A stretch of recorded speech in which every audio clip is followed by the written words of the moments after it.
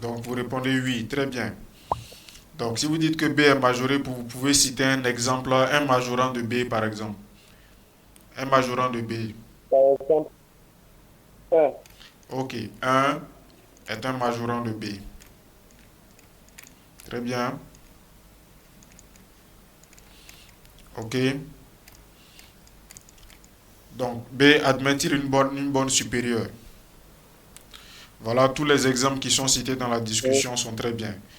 Vous dites comment?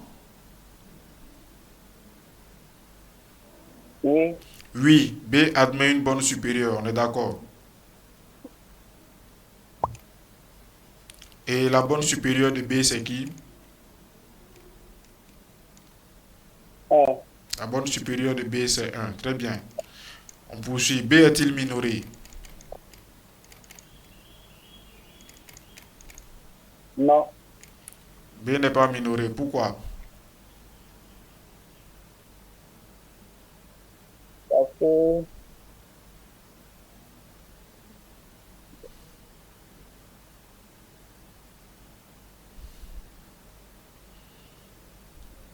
Allez-y, parce que...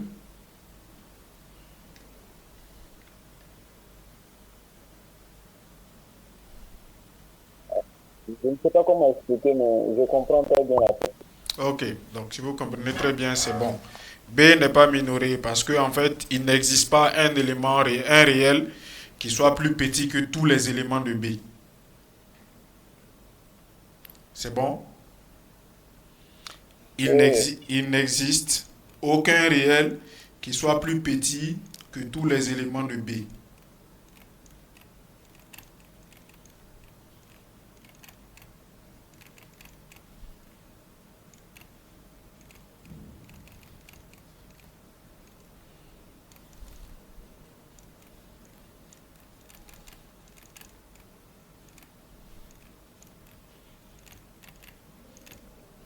Ok? Donc B, il n'est pas minoré. Mais est-ce que B admet une bonne inférieure?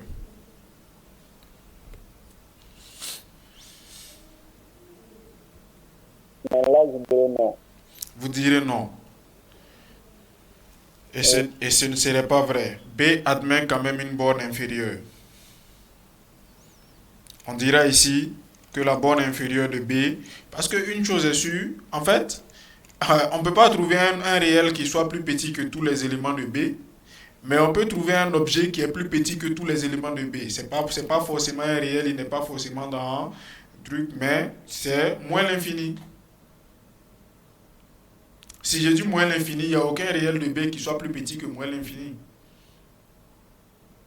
oui, ça c'est vrai. Voilà, bon, donc ici quand même B admet une borne inférieure.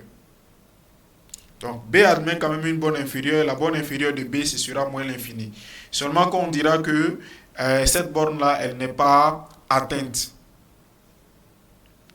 Donc la borne inférieure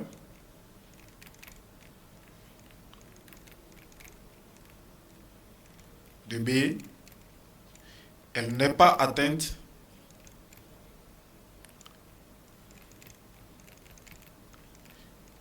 Vous pouvez même dire, elle n'est pas, c'est infini, donc elle n'est pas finie. Vous pouvez dire ça aussi très bien.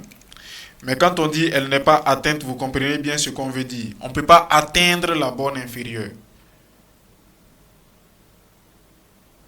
Une chose est sûre, on sait que on ne peut pas aller en deçà de moins l'infini. Mais ce moins l'infini, là, justement, on ne peut pas l'atteindre. Donc la borne inférieure existe, même si on ne peut pas l'atteindre. Elle n'est pas finie.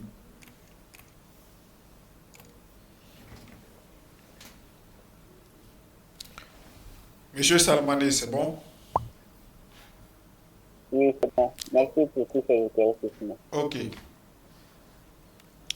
Peu importe. Et c'est justement ça la question sur laquelle je vais venir. Vous prenez n'importe quel intervalle comme ça. Ces intervalles-là, justement, comment est-ce qu'on les appelle? On dit qu'ils sont bornés. Pourquoi est-ce qu'on dit qu'ils sont bornés? Parce qu'ils sont majorés. Celui-là, il est majoré par B. Il est minoré par A. Celui-là, cet intervalle-là, sa borne supérieure, c'est B. Sa borne inférieure, c'est A. Et comme les bornes inférieures et supérieures peuvent être atteintes, l'ensemble il est borné.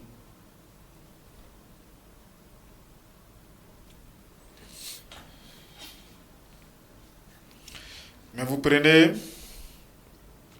quel autre exemple je peux vous donner? Bon, un exemple auquel on pense assez souvent, on va déjà parler, je suis en train de vouloir parler des suites déjà, même si on n'a pas encore commencé à parler des suites. Mais vous prenez donc une suite comme ça, UN, et vous dites que UN c'est 1 sur N pour tout N supérieur ou égal à 1. Et on note grand A, l'ensemble des termes de la suite. Donc A c'est l'ensemble des termes de la suite. Donc A c'est l'ensemble des UN, petit n, élément de grand N étoile. Cet ensemble A là par exemple, on peut observer que quoi? Que pour tout n supérieur ou égal à 1, 1 sur n est inférieur ou égal à 1. On est d'accord? Oui. Donc, A est majoré par 1. Et maintenant, est-ce qu'il y a un élément, comment je dis? Est-ce qu'on peut trouver un majorant de A qui soit plus petit que 1? Donc, majorant de grand A plus petit que 1. Non, on ne peut pas trouver un majorant de A plus petit que 1. Pourquoi? Parce que 1 lui-même, il appartient à grand A. Donc comme 1 appartient à grand A, on ne peut pas trouver un autre majorant de A qui soit strictement plus petit que 1. Donc si vous faites bien attention, ce qu'on est en train de dire là, c'est quoi? A est majoré. Il est majoré par exemple par 1 et 1 est le plus petit majorant de A. Donc, borne supérieure de A, c'est qui? C'est 1. 1 est la borne supérieure de A. Après, autre chose qu'on peut dire à la faveur de cet exemple-là, c'est que cette borne supérieure à 1, elle est atteinte. On vient de dire que 1 est dans A. Pourquoi 1 est dans A? Il suffit de prendre ici n égale à 1. Donc U1, c'est 1. C'est dans A. Donc la borne supérieure là, elle est atteinte. Donc l'autre observation, notre ensemble A, rappelons que A c'est l'ensemble des 1 sur N, N supérieur ou égal à 1. Ce qui est assez clair, c'est que donc tout élément de A est positif. On est d'accord? Oui. Ok. En conséquence, qu'est-ce qu'on dira?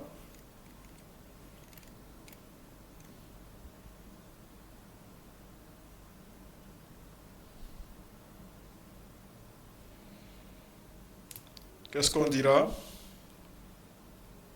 Tout élément de A est supérieur ou égal à 0. Autrement, 0 est plus petit que tout élément de A. Donc 0 est un minorant de A. C'est bon? Oui, c'est bon, c'est bon. Ok. Donc, l'autre question qu'on peut poser, c'est que est-ce que A admet un minorant qui soit plus grand que 0? Non. Pourquoi? Parce que 0 appartient à l'intervalle. Non, 0 n'est pas dans l'intervalle. On dit que A, c'est l'ensemble des 1 sur N, N supérieur ou égal à 1. Celui-là, il ne va jamais être égal à 0. Bon, ça, on imaginait bien que vous auriez du mal. Mais c'est